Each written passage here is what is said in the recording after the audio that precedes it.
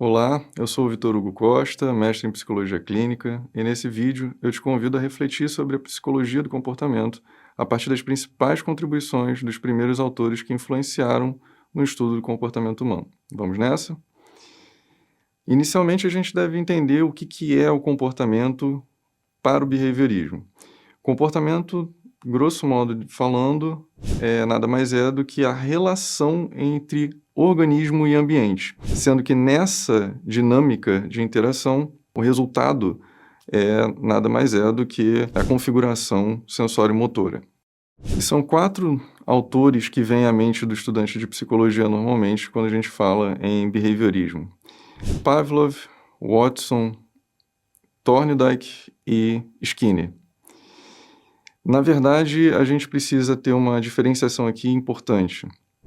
O Pavlov não era psicólogo, ele era fisiologista e estudava, na verdade, relações entre funções do sistema digestório e, por um acaso, ele percebeu a relação entre reflexos automáticos com reflexos aprendidos. E o trabalho dele foi muito importante para os fundamentos do behaviorismo metodológico criado por Watson. James Watson, que foi o primeiro autor do behaviorismo, o pai, precursor do behaviorismo, ele trouxe desenvolvimento à teoria do comportamento respondente.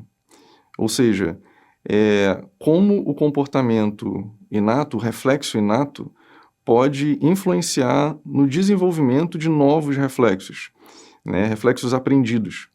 E a partir disso, várias pesquisas foram desenvolvidas com o intuito de se modelar comportamentos, desenvolver ou inibir comportamentos humanos e em animais também. E a principal, por assim dizer, contribuição de Watson foi nos estudos dos comportamentos e reações emocionais. E fica super claro quando a gente lembra do estudo com o pequeno Albert, que ele demonstrou como a gente desenvolve reações de medo e não necessariamente reações naturais de medo. A gente, na verdade, aprende essas reações. Outro autor muito importante, Edward Thorndike, do início do século XX, não foi, por assim dizer, um autor específico do behaviorismo, mas ele teve uma grande contribuição, um grande papel no desenvolvimento das teorias behavioristas anos mais tarde. A principal teoria que ele elaborou foi a lei do efeito, em que, grosso modo falando, mostra que consequências agradáveis no comportamento de um animal tende a gerar uma maior possibilidade desse comportamento se repetir. E o contrário também é verdade. Consequências desagradáveis tendem a diminuir a possibilidade desse comportamento se repetir. E com essa teoria, anos mais tarde, B.F. Skinner, o pai do behaviorismo radical, trouxe à tona a teoria do comportamento operante, que elaborou muito melhor essa ideia da lei do efeito e conseguiu explicar melhor as consequências do comportamento sobre o ambiente e como os indivíduos, animais ou humanos, desenvolvem comportamentos complexos, diferentes daqueles comportamentos automáticos explicados por Watson.